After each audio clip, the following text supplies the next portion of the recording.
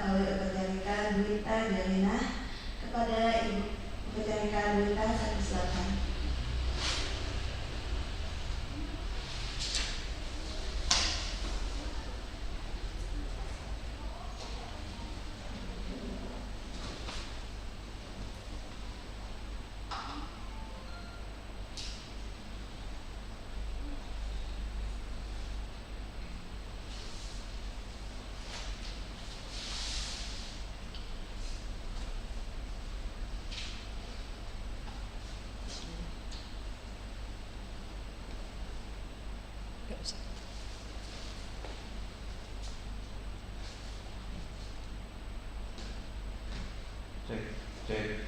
Cek. Ya, selamat pagi Bapak Ibu Saudara sekalian. Terpujilah Sang Buddha. Namo Buddhaya. Namo Buddhaya. Dan semoga kita selalu sejahtera. Soti Hontu. Sungguh berbahagia saya hari ini dapat bertemu dengan Bapak Ibu Saudara sekalian. Yang mana saya ini udah 3 harinya ya saya ke wihara sini. Oke, sebelum saya berbagi dhamma pada minggu pagi hari ini, marilah terlebih dahulu kita rangkapkan kedua tangan kita untuk menghormat guru agung kita. Namo tassa bhagavato arahato sama sambuddhassa. Namo tassa bhagavato arahato sama sambuddhassa.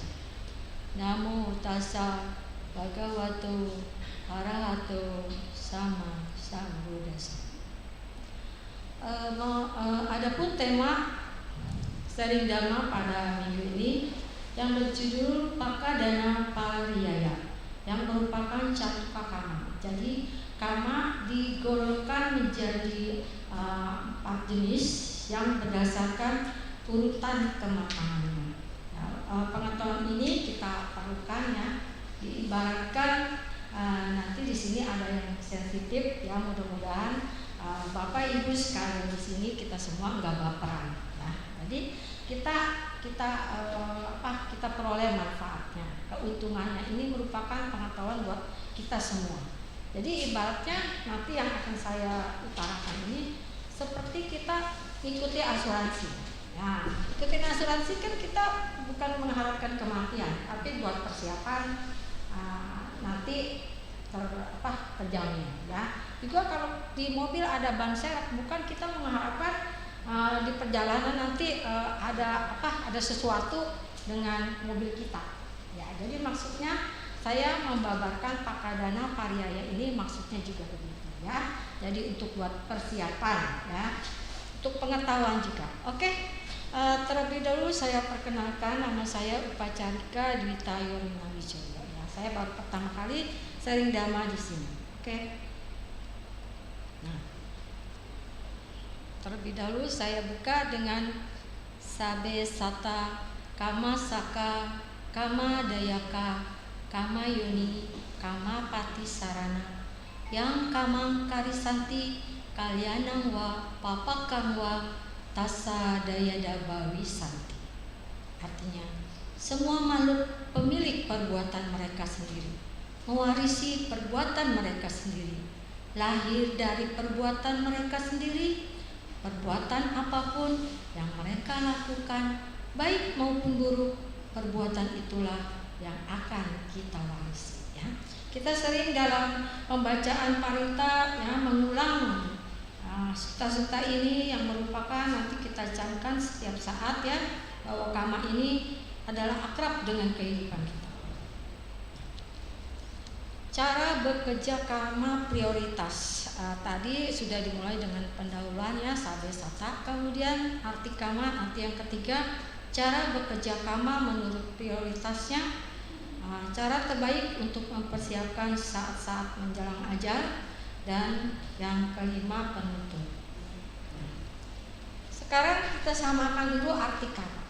Arti kama atau kama, nanti saya menyebut selanjutnya kama ya, sama ya. Kalau kama bahasa Sanskerta, kama ini bahasa Pali.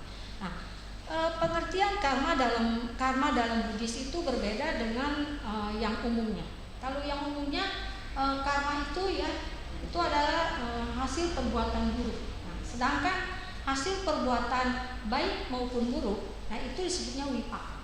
Jadi kalau hasil perbuatan baik disebut kusala kama wipaka. Kalau hasil perbuatan buruk disebutnya akusala kama wipaka.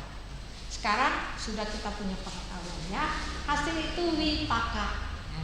Oke, kama menurut pengertian Buddhis adalah perbuatan yang berkehendak atau perbuatan yang didahului dengan niat.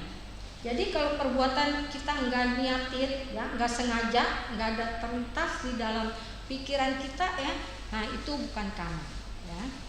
Lalu kama ini dilakukan melalui 3 pintu. Ya, 3 pintu. Kalau melalui pintu mulut disebutnya waci kama.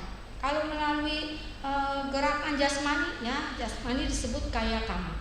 Dan kalau melalui pikiran disebut mano kama. Kemudian kama ini bisa juga digolongkan menjadi 2 jenis, yaitu akusala kama.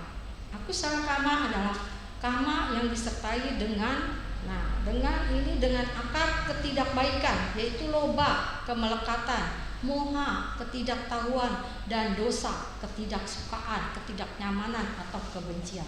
Nah, lalu yang kedua adalah kusala kama. Kama yang disertai oleh akar kebaikan. Nah, apa akar kebaikan itu? Aloba. Aloba itu lawan dari loba. Ya, amoha lawan dari moha, dan adosa lawan dari dosa. Jadi adosa itu tidak benci, maksudnya tidak benci, kita tidak resah, ya nyaman gitu ya. Lalu kama di sini merupakan sebab, sedangkan hasilnya disebut wipaka.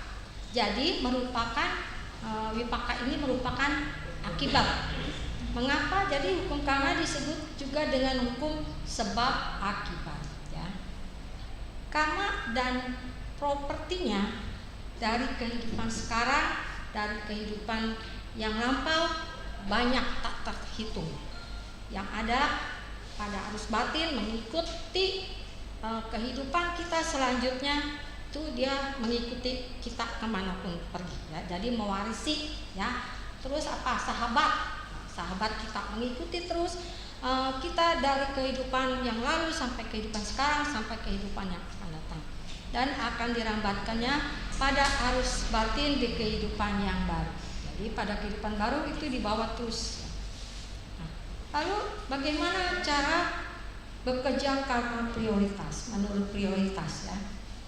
Prioritas artinya yang berbuah dahulu di kehidupan kedua. Artinya kita misalkan kehidupan sekarang ini kehidupan yang pertama, kehidupan selanjutnya disebut kehidupan kedua. Walaupun kita di kehidupan itu kita sudah mengalami berbagai berjuta-juta bertriliun-triliun kehidupan, ya, tapi kita untuk memahaminya ini kita umpamakan ini kehidupan ke-1, nanti selanjutnya kehidupan kedua, ya. Adapun urutan kama dari kama prioritas ini yaitu pertama garuka kama. Garuka kama ini kama berat. Yang kedua asanya kama menjelang kematian. 3 acina kama kebiasaan.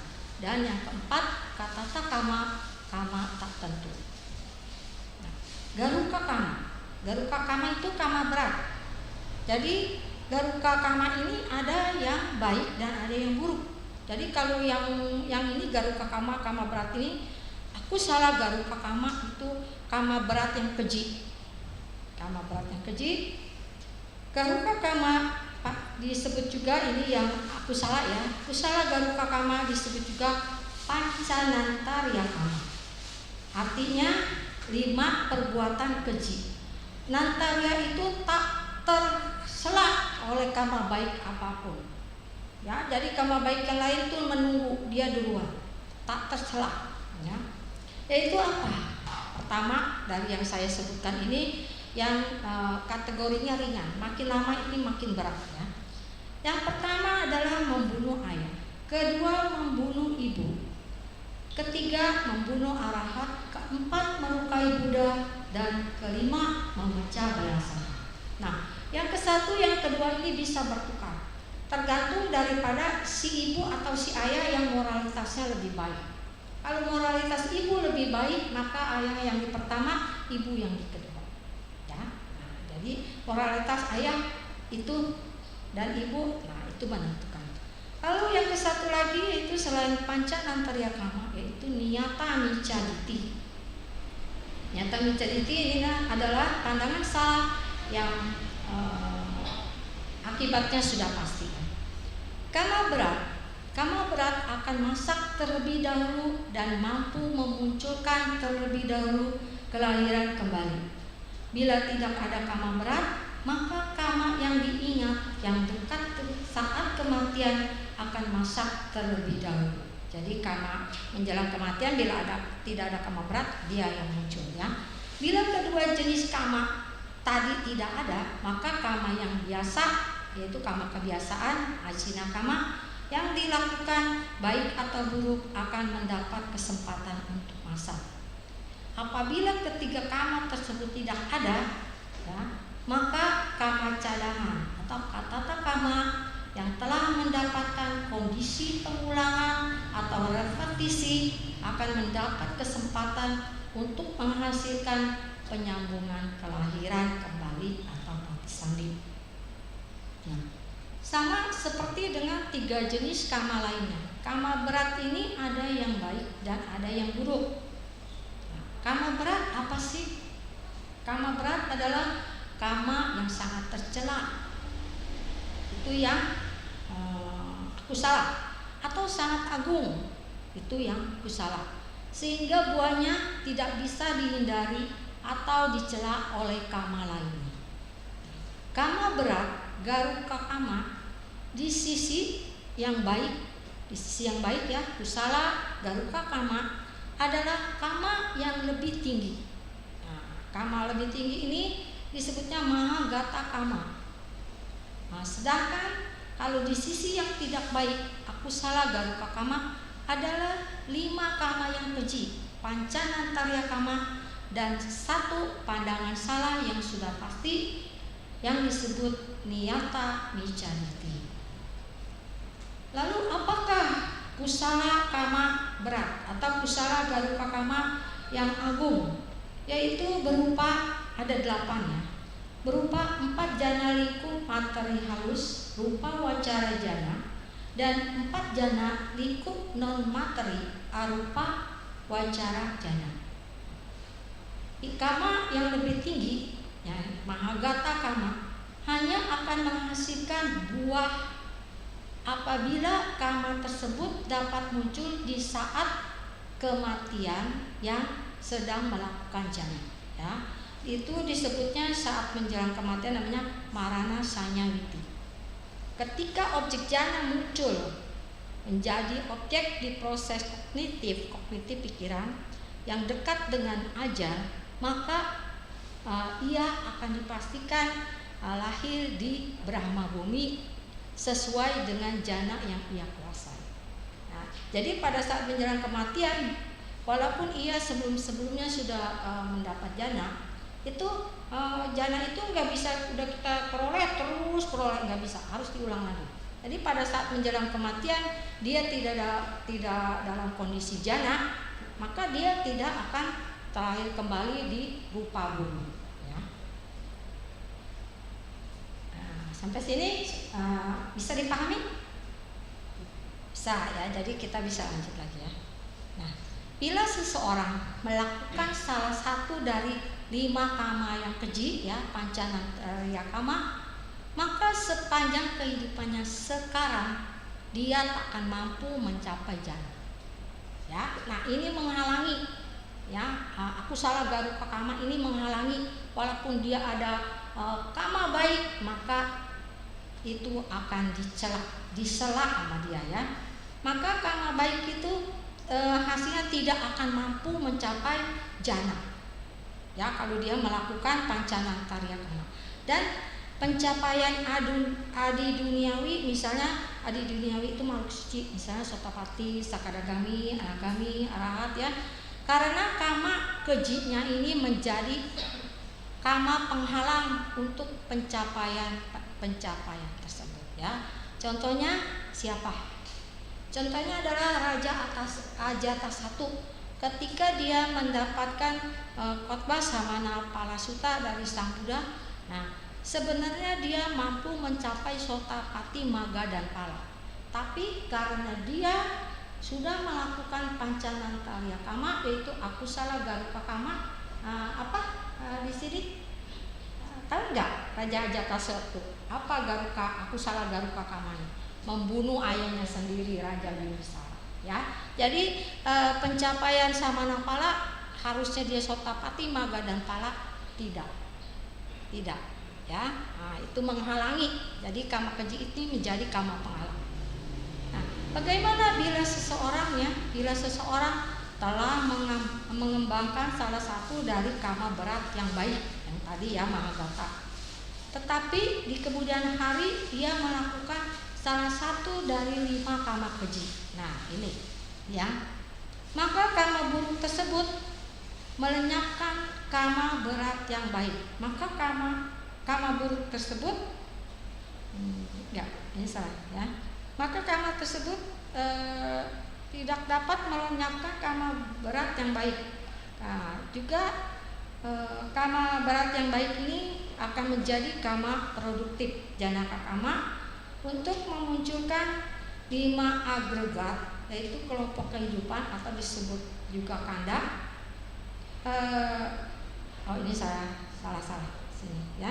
Ini bila seseorang mengembangkan salah satu dari kama berat yang tidak baik, tapi di kemudian hari ia melakukan salah satu dari 5 kama yang keji, maka kama buruk tersebut ya, Akusala Garuka Kama itu akan melenyapkan kama berat yang baik, dan juga akan menjadi Akusala Garuka Kamanya itu akan menjadi kama produktif ya, untuk memunculkan 5 agregat atau 5 kelompok kehidupan atau disebut juga 5 kanda.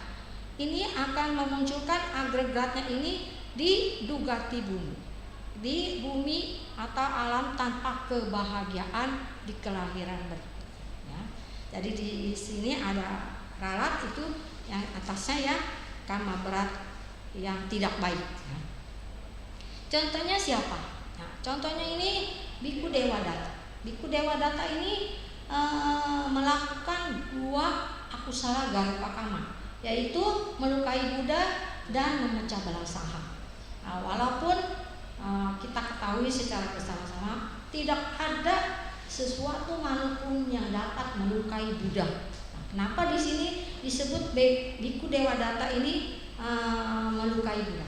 Karena waktu di Bukit Gijakuta itu dia mendorongkan batu, ya batunya enggak kena Sang Buddha, tapi benturan dengan batu-batu tebingnya itu pecahannya itu mengenai kaki Buddha, dan kaki Buddha itu lebam, ibaratnya darah beku ya, darah beku. Lalu menurut Jiwaka, dokter pada masa itu ya, disebutnya dokter dah kalau sekarang ya, Jiwaka itu disontek, nggak bisa, karena nggak ada dapat yang melukai Buddha, tidak ada makhluk apapun tidak dapat melukai Buddha. Ya, itu berkat parami Sang Buddha. Lalu ketika Sang Buddha mengizinkan, maka Jiwaka pun menyontek baru bisa, dan dikeluarkan darah kotornya, lalu dirawat ya. Itu itu masih ada di India di Bukit Gijakuta ya. Mudah-mudahan saudara-saudara di sini nanti kapan-kapan berkesempatan mengunjungi ke sana ya. Dhamma Yatra keempat tempat suci Buddha ya. Biku Dewadatta dia sudah melakukan akusala kama buruk, yaitu jadi dia kehilangan semua jana dan abinyanya, karena dia menyebabkan darah Tathagata keluar dan dia memecah belah saha. Lalu bagaimana nih bila seorang melakukan lebih dari satu kama keji ya? Nah, seperti Biku Dewadatta yang mana nih yang menghasilkan di alam berikutnya, yaitu maka hanya satu yang akan masak, sedangkan sisanya tidak akan masak. Lalu yang terjadi dengan Biku Dewadatta apa yang masaknya? Yaitu yang paling berat, memecah belah sangha. Ya, karena dia pada waktu itu berhasil menunjuk 500 biku untuk ngikut dia, tapi dapat disadari oleh Biku Sariputta. Akusala Garuka Kama ini buahnya dialami di kelahiran berikutnya. Tidak ada kama lain yang bisa menghalangi kemunculan buahnya, seperti Biku Dewadatta. Makanya kama ini dinamakan kama tanpa antara atau antanariya kama, karena tidak ada kelahiran yang menyela di antara kehidupan di mana kama tersebut diperbuat dan kama tersebut harus berbuah. Jadi Biku Dewadatta itu mengalami terakhir kembali ya, karena memecah belah sangha ini pancanantariya kama, dan satu micaditi niata micaditi ini juga pasti terakhir kembalinya itu di neraka awici, neraka yang paling bawah ya. Kalau yang paling bawah tuh paling siksaannya paling ini dah, paling berat ya. Biku Dewadatta ke nerakanya nggak meninggal dulu, langsung ketika dia mau meminta maaf pada Sang Buddha ya, dia sakit-sakit ditanduk sama masih ada pengikutnya. Kemudian ketika dia mau menjejakkan kakinya pertama kali, itu tanah terbelah. Tanah terbelah berarti langsung ya, nggak pakai meninggal dulu, langsung. Nah berarti kita tahu sekarang neraka tuh di bawah ya, karena terbelah masuk ya. Tapi apa? Menjelang kematian dia berbuat. Dia mengatakan Buddhang saranang gacchami, Dhammang saranang gacchami, Sanghang saranang gacchami. Apakah berbuah? Berbuah. Aturan Biku Dewadatta ini di neraka awicinya ada di Mahanaraka. Tapi karena pengucapan yang tadi Buddhang saranang gacchami, akhirnya dia di neraka awicinya di neraka kecil. Menurut pengetahuan yang saya dapat, jadi neraka itu seperti daerahnya itu persegi. Setiap sisinya ada 4 neraka kecil. Jadi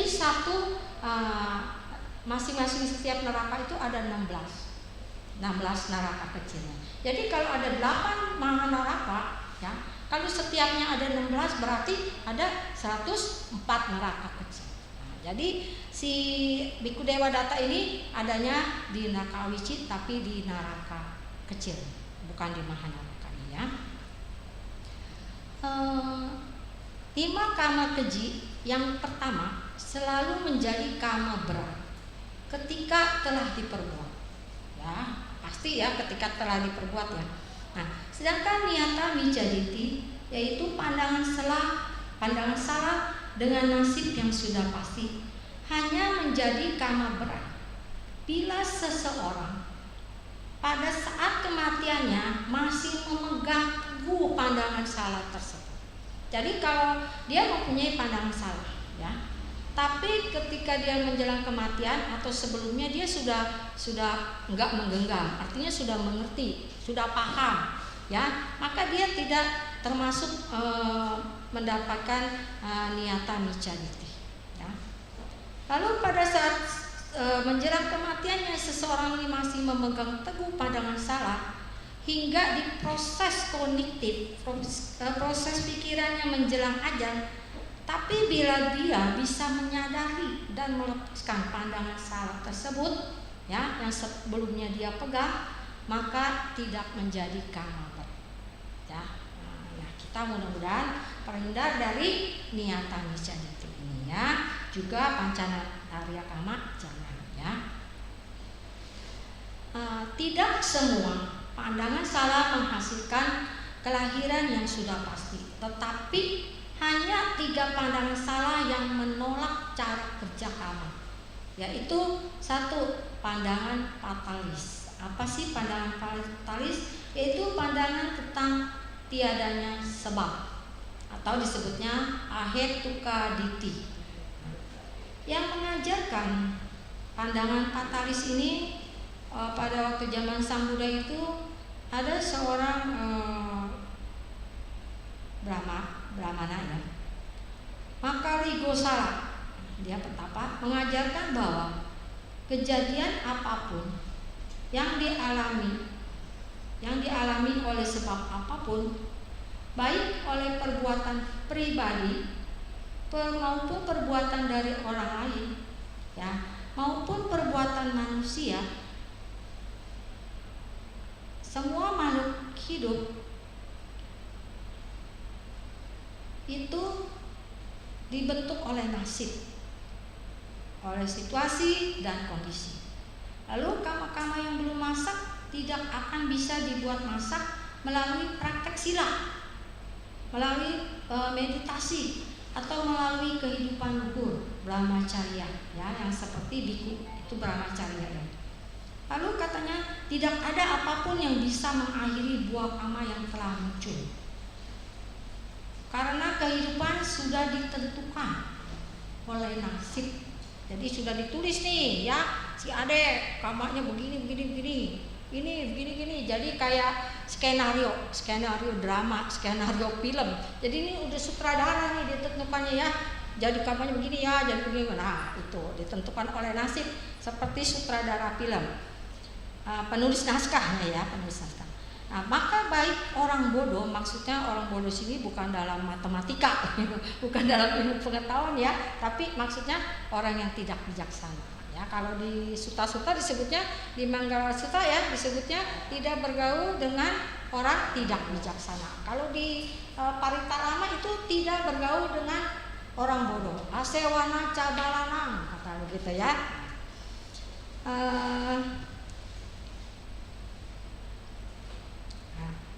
Kemudian, maka baik orang bodoh maupun orang yang bijaksana akan berpindah dan lahir terus-menerus hingga akhir penderitaan sudah ditentukan. Nah, jadi sudah ditentukan ini berarti ada yang menentukannya. Lalu yang kedua itu pandangan. Nah, yang tadi itu tentu bertentangan dengan pandangan kama menurut Buddhis, ya, itu bertentangan. Pandangan tentang tiadanya dampak, tiadanya akibat dari perbuatan yang disebut Akiriyaditi, diajarkan oleh Purana Kassapa. Purana Kassapa ini yang menolak buah dari kama baik maupun kama buruk, ya. Jadi kama baik, kama buruk enggak ada buahnya. Tiadanya kejahatan dari buah kejahatan. Jadi yang dinamakan perbuatan buruk nggak ada, perbuatan baik nggak ada, ya. Jadi nggak ada yang disebut kejahatan, nggak ada yang disebut kebaikan. Wah, ini bertentangan banget, ya, dengan kama, ya, dengan hukum kama Buddhis. Lalu berdana, pengendalian diri dan mengatakan kebenaran tidak dianggap sebagai kebajikan, maka tiada buah dari praktek-praktek tersebut. Ini tentu saja bertentangan. Lalu yang ketiga, pandangan nihilis atau nati kaditi.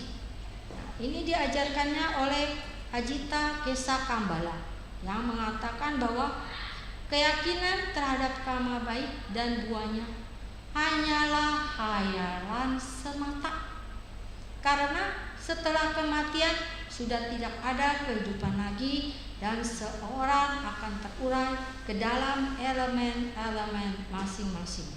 Nah, mengapa nih Ajita Kesakambala ini mengatakan demikian? Nah, karena pengetahuannya dia belum bisa melihat alam sesudah alam kehidupan yang sekarang. Jadi berdasarkan pengetahuannya dia belum mencapai. Jadi nih begini, gitu, ya.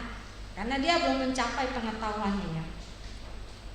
Jadi menurut dia elemen kita nih terdiri dari kan yang padat, ya, patawi, apo, ya, yang cair, terus tejo, ya, temperatur panas dingin, dan wayo. Nah, itu udara, ya.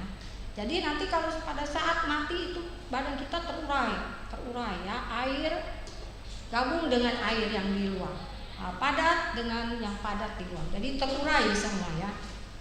Lalu kata dia tidak ada dunia nanti. Tidak ada surga, tidak ada neraka, tidak ada alam Brahma bumi, tidak ada ibu, tidak ada ayah, tidak ada makhluk-makhluk yang terlahir spontan. Nah, yang terlahir spontan artinya tidak ada peta, tidak ada dewa. Nah, kan lahir spontan ya. Tidak ada Brahma, dia bilang. Mengapa tidak ada ibu? Nah, ini tidak ada ayah. Sekarang ini udah ada paham-paham begini. Ini biasanya wah nih, repot nih. Kalau pandangan salah makanya mengapa nih masuk neraka? Karena dia pendapat dia benar dilakukan berulang-ulang, berapa kama banyaknya. Ya, pada saat menjelang aja dia masih digenggam berapa kama banyak ini, kama buruknya yang dia perbuat. Ya. Nah, pada waktu ini ada zaman ya. Saya baca, lupa sutanya cuma ya. Nah gitu pada umur kehidupan, pokoknya udah tinggal sedikit umur kehidupannya.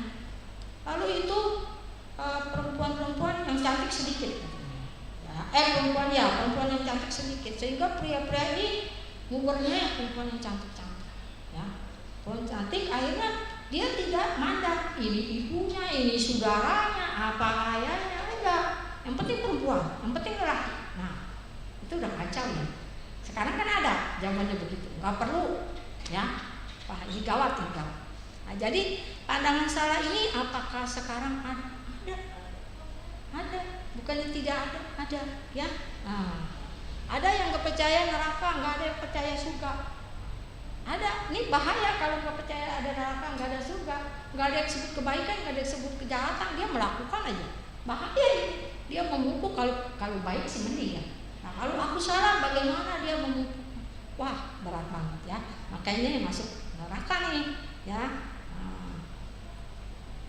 Lalu kata dia tidak ada petapa pertapa setelah mencapai jalan yang benar dan mencapai kesempurnaan ya sama Sambuddha yang telah mengalami.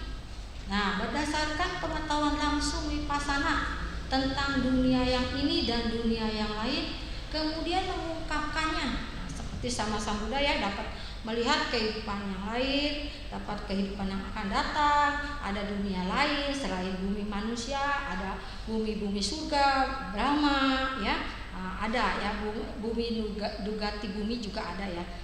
Karena dia belum mempunyai kemampuan, dia bilang nggak ada, nonsen, nggak ada tuh petapa mencapai kesempurnaan, mencapai vipassana, bisa mengetahui dengan dunia yang mana tuh nggak ada. Karena dia apa? Karena dia belum mempunyai kemampuan, ya, belum mempunyai kemampuan, tapi sudah mengungkapkan. Nah, itu pandangan dia. Maka menurut dia, setelah seseorang meninggal, 4 elemen besarnya yaitu patawi, tanah atau padat, apo, air atau cair, wayo, angin atau tekanan, dan tejo, api atau dalam fisikanya disebut kalor ya, akan terurai dan pergi dan kembali menyatu dengan masing-masing elemennya yang di luar. Nah, Indianya bagaimana? Indianya nanti memasuki angkasa. Ya. Persembahannya bagaimana? Persembahan ini berdana ya. Bagaimana? Persembahannya jatuh berguguran. Lalu praktek dana adalah kata dia ajaran orang yang bodoh. Nah, dengan terurainya tubuh, orang bodoh dan orang bijaksana hancur dan binasa. Tentu bertentangan dengan hukum karma Buddhis ya. Nah, makanya disebut ini pandangan salah. Jenis-jenis individu yang pasti lahir di neraka adalah 5 individu tanpa antara yang tadi ya, Pancanantarya Kama yang kusala, dan mereka yang memiliki pandangan salah yang sudah pasti yaitu Niyata Micaditi. Individu yang disertai dengan dhamma yang tidak baik, yang hitam legam ya, artinya yang tercela ya, adalah individu yang mempunyai pandangan salah dengan nasib yang sudah pasti. Setelah kelahirannya di neraka, maka akan sulit untuk bangkit dan naik menuju kelahiran di bumi. Ya, kita waspadai jangan sampai ke neraka, karena ke neraka ini untuk lahir di alam yang lebih baik itu sangat sulit. Ya, sama dengan di Dugati bumi. Ya, itu kebanyakan nih kita nih jadi manusia nih karena apa? Karena usaha karma wipaka kita sekarang jadi manusia. Jadi kalau kita mau tahu kehidupan kita yang lalu bagaimana, nah kita lahir dari manusia lengkap. Nah berarti ini hasil dari kusala kama kita, ya kusala kama wipaka. Nah nanti gimana nih kehidupan yang akan datang? Saya mau jadi apa? Mau jadi lelaki atau jadi perempuan? Ya, atau mau jadi apa? Nah kita sekarang kita kondisikan, kita mau lahir di alam manusia lagi. Bagaimana caranya? Sekarang kita perbuat, kita kondisikan. Mau jadi di alam surga, bagaimana caranya? Ya, Ibu. Jadi kita jadi umat Buddha ini kita yang menentukan kita mau jadi apa, nanti kita yang menentukan, ya. Nah, lalu yang kedua yaitu asanya kama. Nah, sebelum saya lanjut sudah paham belum? Yang tadi rancangan karya kama, yang garuka kama, sudah ya? Nah, kita lanjut ya. Yang kedua adalah asanya kama, yaitu kama menjelang kematian. Nah, asanya kama ini adalah kama baik ataupun buruk yang dilakukan dan diingat beberapa saat menjelang kematian. Jadi bisa 1 detik yang lalu, 2 menit yang lalu, 7 hari yang lalu, bisa ya. Tanpa adanya kama berat, maka kama yang terdekat dengan saat kematianlah yang menentukan kelahiran kembali. Lalu kalau diibaratkan kama-kama yang keempat itu diumpamakan, ya, kama kebiasaan ini diumpamakan bagaikan seekor lembu. Nah, kita kan tahu kalau koboi itu ada apa? Ada peternakan sapi, ya, ada pintunya, ada koboinya, ya. Nah, itu diibaratkannya kalau kama menjelang kematian ini diumpamakan sebagai seekor lembu yang berada di dekat pintu kandang. Nah, pintu kandang itu maksudnya ke pati sandi, ya, nanti kelainan. Walaupun dia adalah lembu yang lemah dan tua, maka ia akan keluar terlebih dahulu karena dekat pintu, ya. Walaupun terdapat karma baik dan tidak baik lainnya yang kuat, tapi karena keberadaan di momen kematiannya, maka karma yang dekat dengan ajal itulah adalah yang pertama memberikan buah atau yang menghasilkan. Nah, artinya walaupun kita ada perbuatan-perbuatan baik atau buruk, nah pada saat menjelang kematian, nah momen itulah yang akan pati sandi dulu. Makanya pada saat menjelang kematian ini perlu diwaspadai agar kita membuat kusala kama, ya, kusala kama. Jadi mengapa saya bilang pengetahuan ini sangat bermanfaat, ya. Walaupun seseorang dengan karakter buruk pun bisa ia melakukan perbuatan baik, ya, atau mengingat perbuatan baiknya, maka ia akan menerima kelahiran kembali yang menguntungkan, yaitu pati sandi di alam yang menyenangkan. Nah, contohnya nih, ya, contohnya kisah Sana Wajika. Wajika ini pemburu, ya, pemburu biasanya melakukan pembunuhan. Nah, Sana Wajika ini adalah ayah dari Bhikkhu-sona. Nah, ini di Sri Lanka, ya, di Sri Lanka. Dia ketika itu dia melakukan berburu terus. Ketika sudah tua, sudah lemah, akhirnya dia ikut tinggal di wihara bersama anaknya, yaitu Bhikkhu-sona. Lalu ketika dia menjelang kematiannya itu dia melihat gati kama. Dia tuh dikejar-kejar oleh hewan, matanya nyala. Wah, dia ketakutan, ya. Dia jerit-jerit. Nah, terus dia ceritakan kepada anaknya Bhikkhu-sona. Wah, Bhikkhu-sona tahu.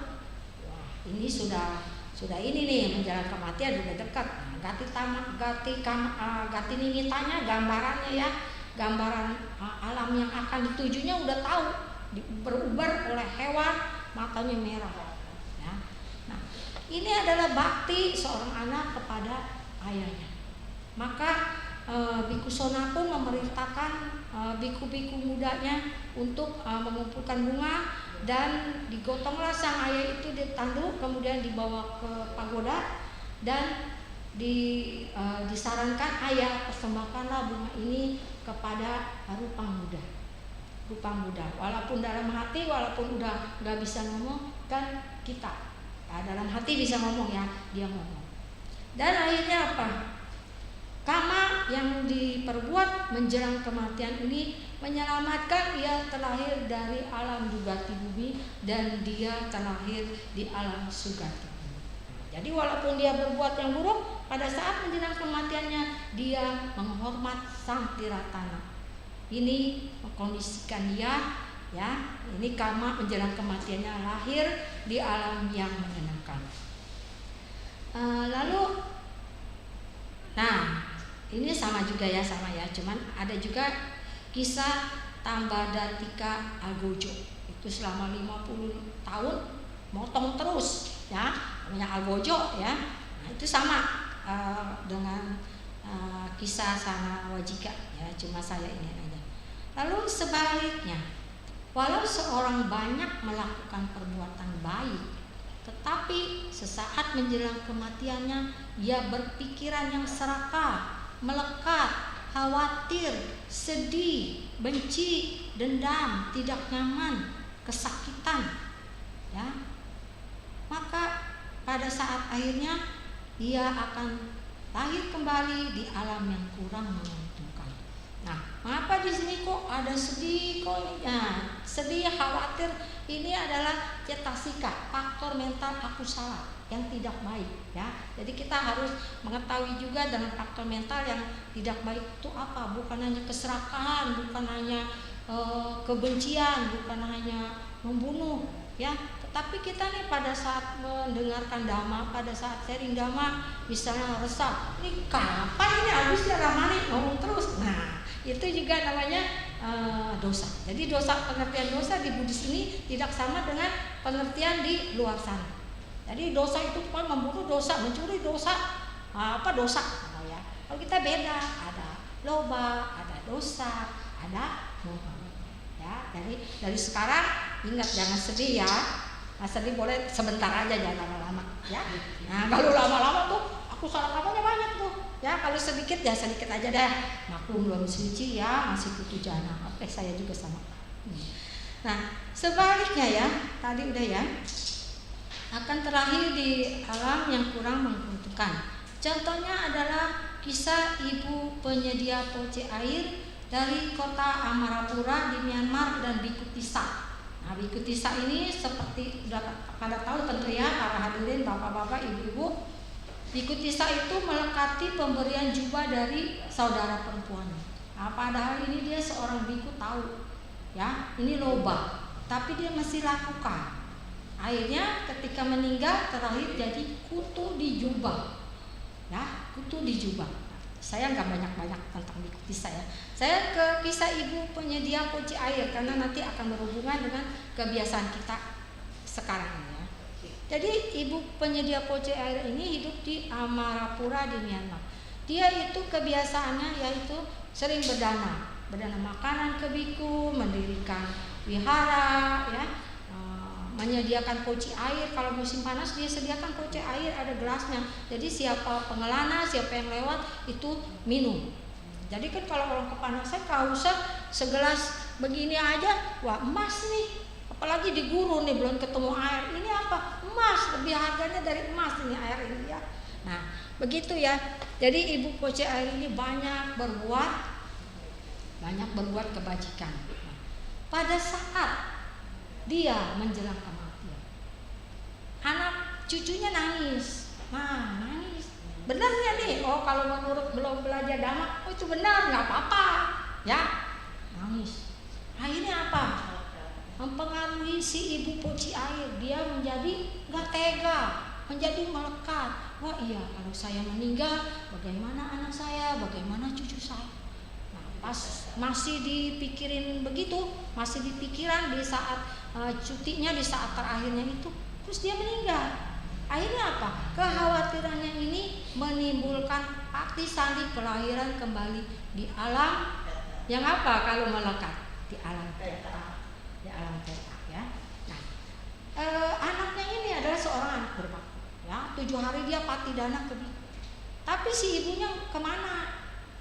Si ibunya ya walaupun di alam sana tuh teman-temannya tuh ngajak dia ke air terjun wisata. Ajak wisata ke air terjun ya.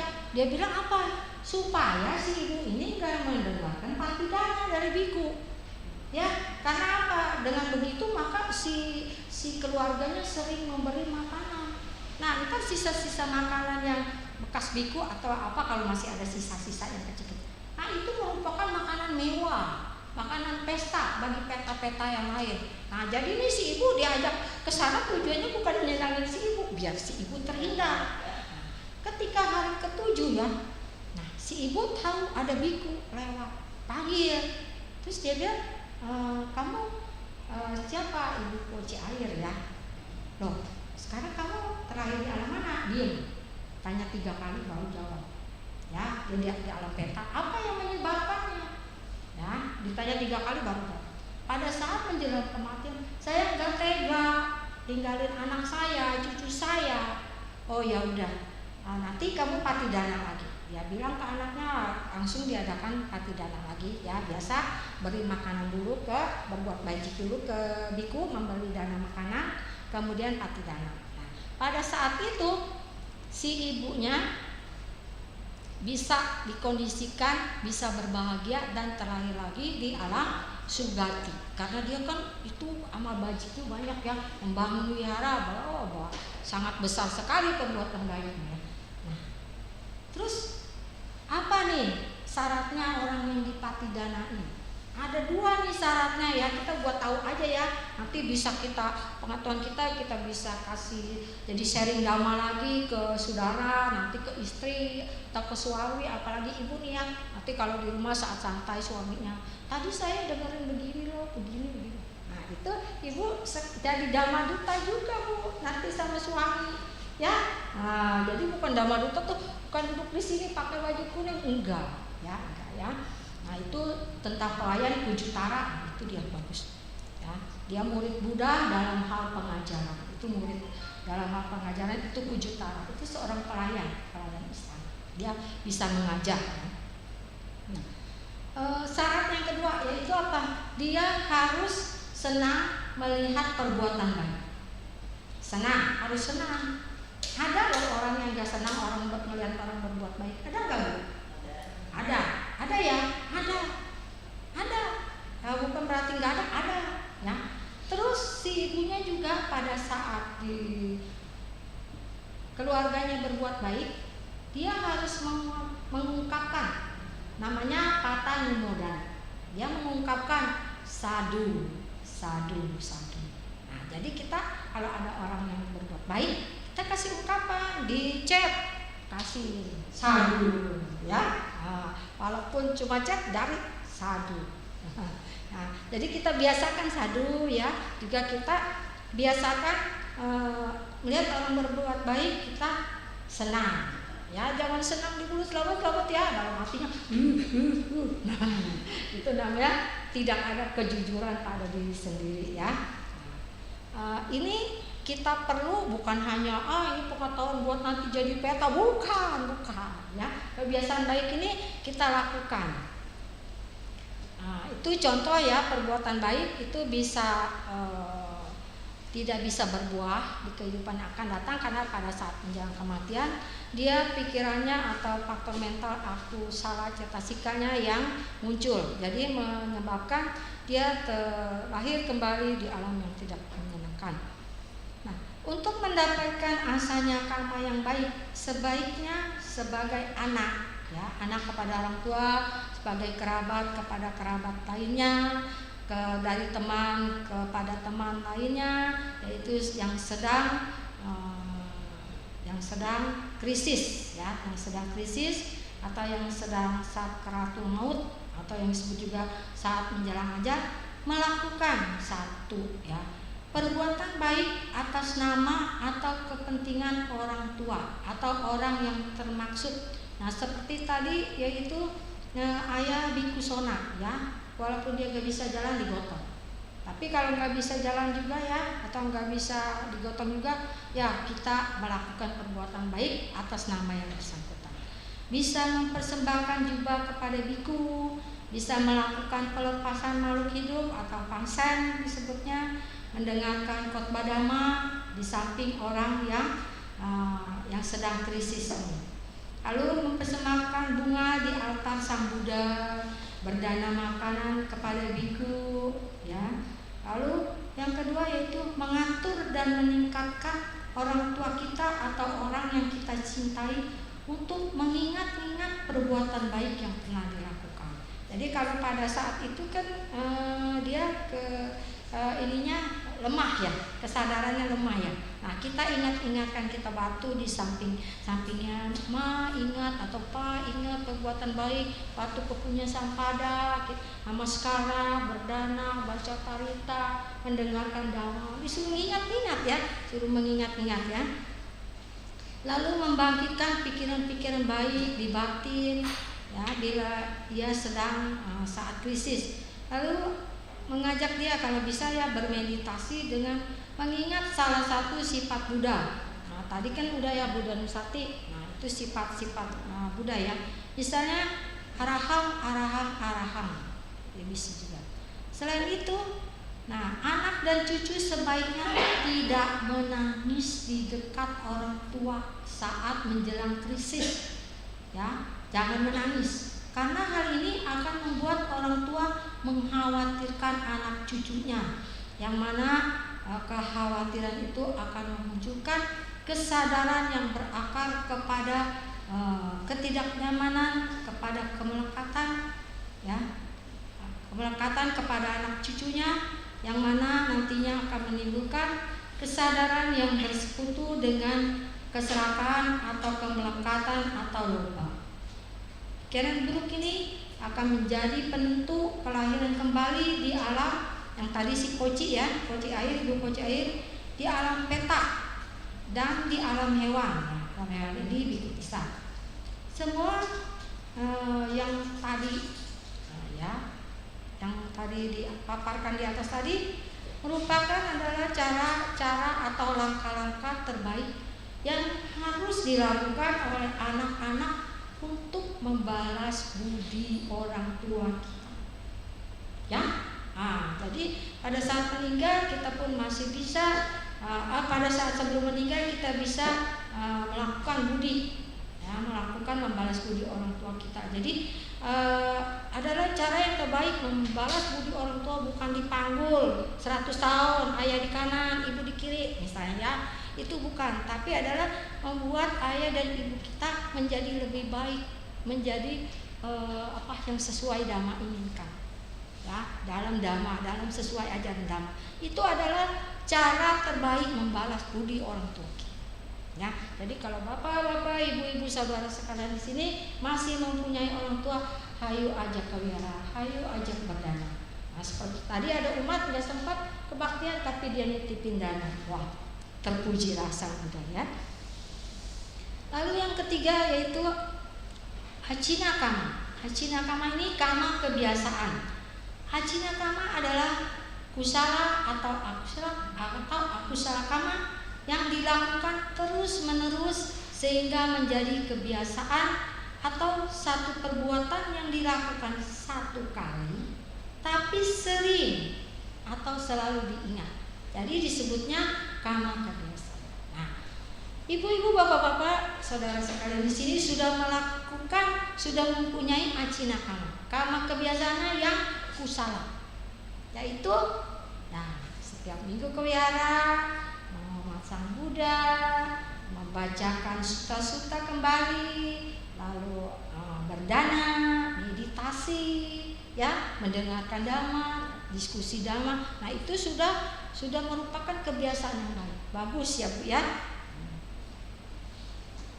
Atau bisa juga kita melakukan satu kali tapi sering kita ingat, selalu diingat. Nih misalnya ada bapak-bapak, ibu-ibu, ya saudara di sini yang pernah Dhamma Yatra ke India baru sekali, tapi diingat, tiap diingat senang gitu ya. Nah, itu merupakan kama kebiasaan kita ya.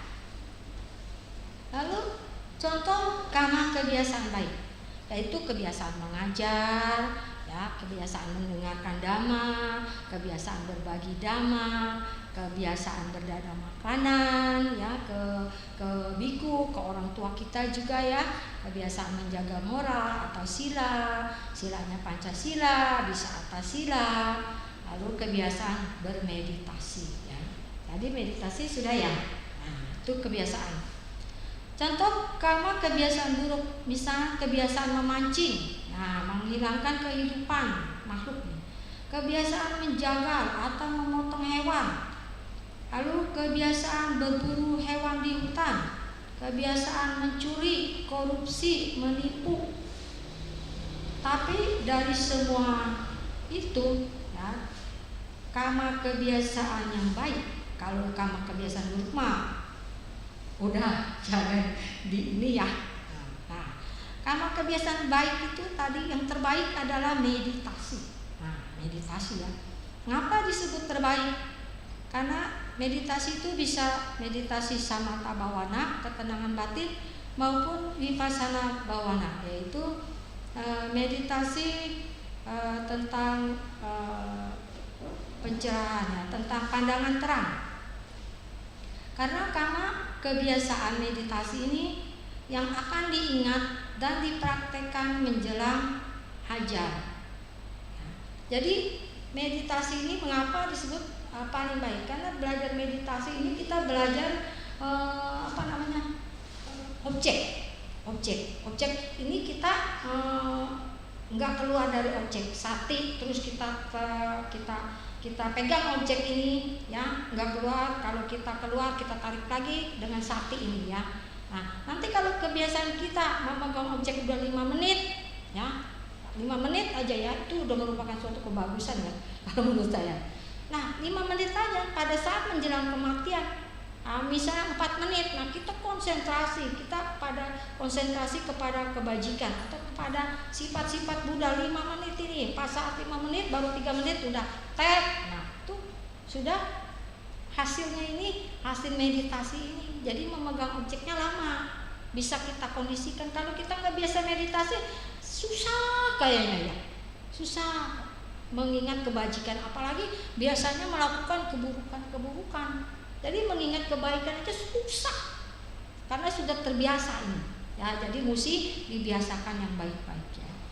Nah, kalau tidak ada kama berat dan kama menjelang ajal yang kuat, maka kama kebiasaanlah yang akan menghasilkan kelahiran kembali berikutnya.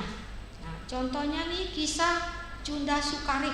Tahu ya semua ya, kalau di sekolah minggu nih tahu nih ya Cunda Sukarik ya. Cunda Sukarik adalah seorang penjagal babi. Ketika 7 hari menjelang kematiannya, ia mengalami kama nimita dan gati nimita. Ya, kama nimita itu gambaran kama yang biasa dia lakukan. Jadi dia ingatnya tuh menjagal babi. Lalu gati nimitanya dia bisa lihat. Gati nimita itu gambaran di mana alam yang kita akan tuju, yang akan dilahirkan kembali. Yaitu dalam seminggu itu dia merasakan seperti dia waktu menyembelih babi. Badannya kepanasan, buka baju, ya panasan. Ininya tenggorokannya panas, ya. Sehingga keluarganya malu. Itu pintu dipalang, jendela dipalang, ya. Kata biku-biku yang lewat tuh dekat Wihara Jatawana ya. Nah, Cunda Sukarik itu setiap hari jaga babi, tapi nggak pernah berdana nih air minum kali ke Jatawana, ke Samudra, apa sepiring nasi nggak pernah. Padahal dekat nggak pernah. Menghormat Buddha juga nggak pernah. Sayang ya. Nah, biku yang lewat waktu pindah patah bilang ke Samudra, waduh, tuh Cunda Sukarik motong babinya nggak tiap hari, atau motong babi berapa hari sekali kalau ke pasar ya. Ini mah tiap pagi, siang, malam katanya motong babi. Lalu kata Sang Buddha, dia sedang menderita. Jadi menderita neraka awicinya bukan nanti di neraka awici, di alam kehidupan menjelang kematiannya dia sudah merasakan kama nimitanya itu panas badannya ya. Jadi ini sangat buruk, kama kebiasaan buruk ini sangat berat ya. Lalu yang keempat itu nah Itu karma kebiasaan yang buruk ya. Nah, kalau karma kebiasaan yang baik itu ada namanya seorang upasaka danika. Ya, setiap hari sering berdana makanan, berdana ke 4 kebutuhan pokok biku. Nah, pada kebiasaannya itu, karma baiknya itu pada saat menjelang kematian dia melihat gati nimitanya datang 6 kereta. Kereta tuh zaman dulu sebenarnya kereta, kalau sekarang mau mobil ya. Nah, 6 bukan 1 aja, 6. Ya, 6 kereta itu gati nimitanya, cuma dia yang melihat. Nah, akhirnya dia milih yang mana? Ya, pilihnya yang keberapa? Coba, itu gambaran surga itu. Alam yang dituju gati nimita. Pilih yang mana? Pilihnya yang surga tusita. Di mana di situ ada bodhisattva ya. Nah, kata takama, kama tak tentu. Kata takama adalah perbuatan apa saja yang tidak termasuk ketiga kategori tadi yang sudah dilakukan sebelumnya dan sudah dilupakan, tetapi kekuatannya cukup kuat untuk menghasilkan kelahiran kembali berikutnya, yaitu contohnya kisah Ratu Malika, istri Raja Pasenadian. Pada suatu saat dia melakukan penyimpangan seksual dan ketika ditanya sama raja dia tidak mengaku. Ya, tidak mengaku. Nah, rupanya itu di dalam batinnya itu mungkin ada perasaan mengganjal ya. Pada saat menjelang kematiannya itu muncul, padahal dia sudah lupakan. Itu muncul. Padahal dia karma baik itu bagus. Karma baiknya setiap hari membantu suaminya mempersembahkan dana untuk 500 biku yang dipimpin oleh Sang Buddha sendiri. Kalau berbuat baik kepada Sang Buddha itu sangat luar biasa berkahnya. Tapi berbuat buruk pun sangat tercela atau akibatnya juga parah ya. Tapi karena karma tertentu itu menyebabkan Ratu Malika terlahir 7 hari di alam neraka Awici. Setelah ke-8, baru ketika Raja Pasenadi menanyakan di mana istrinya terlahir kembali. Selama 7 hari Sang Buddha tidak menjawab, tapi pikiran dari raja itu dialihkan ke hal-hal yang lain sehingga lupa. Ketika sampai di istana baru ingat lagi, aduh iya saya lupa, besok saya tanya. Nah, besok begitu lagi, dia lihat, oh masih di neraka Awici. Nah setelah 8 hari dia melihat, wah udah bagus, baru bilang sudah terlahir di surga tusita. Nah, karena yang berbuah baik. Ingat ya, 7 hari di neraka Awici bukan berarti 7 hari di dunia lah ya. Nah, Catu Maharajika ya, yang di atas bumi itu ya, surga yang paling bawah. Catu Maharajika 1 hari 1 malam di sana, di bumi itu 50 tahun. Nah, sedangkan di neraka Awici yang paling bawah sekali, 1 hari di bumi itu berapa tahun di neraka Awici? Jangan dibilang cuma 7 hari ya. Jadi pikirannya pakai waktu neraka Awici. Nah, oke. Nah, sekarang terakhir ya Bu ya. Lalu di sini poin-poin apa yang penting dalam sharing dhamma? Adalah penting untuk hidup dengan baik, tetapi lebih penting adalah mati dengan baik. Saat sekarang adalah waktu yang baik untuk mempersiapkannya. Cara terbaik untuk mempersiapkannya yaitu mengembangkan karma kebiasaan yang baik, yang mana bisa membentuk kondisi dan tujuan sesuai keinginan kita. Lalu mewaspadai pikiran dan kekhawatiran, keserakahan, kemelekatan, kesedihan, dan ketidaknyamanan. Menumbuhkan pikiran-pikiran yang baik dan positif, melatih mengendalikan pikiran dengan praktek meditasi secara teratur dan terus-menerus. Dan yang keempat, bahwa ajaran Buddha, bahwa Buddha Dhamma membantu kita untuk membebaskan sanak saudara kita yang meninggal dalam keadaan sengsara atau di alam kesengsara. Kita bisa membebaskan sanak saudara kita.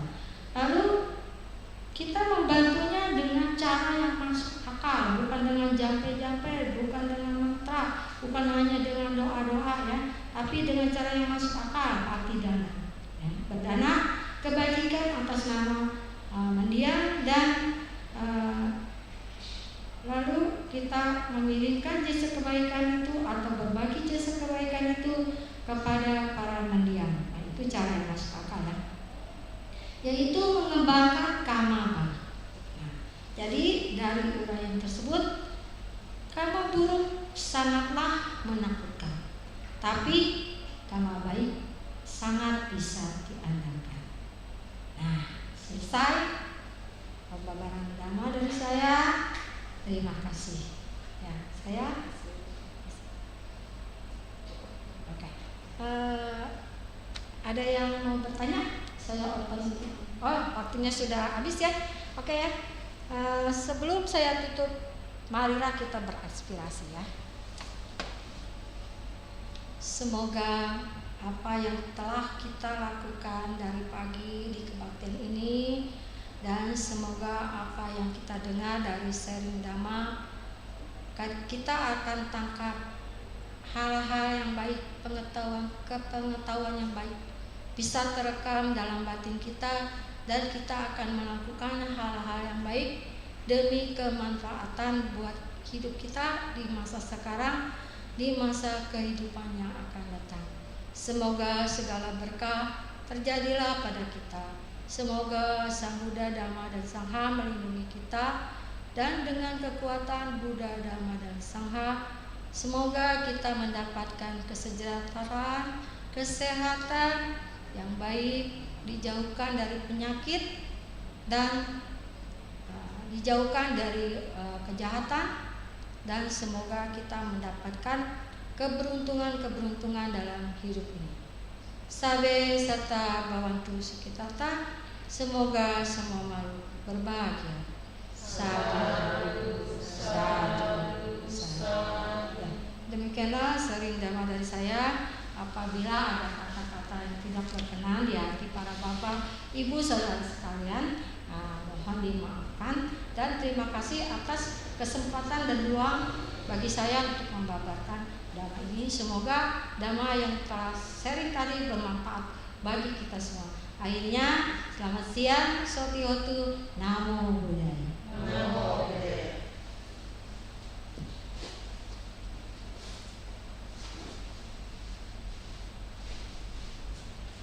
Terima kasih untuk sharing dhammanya yang dibawakan oleh Upacarika Duita. Semoga bermanfaat bagi kita semua untuk menambah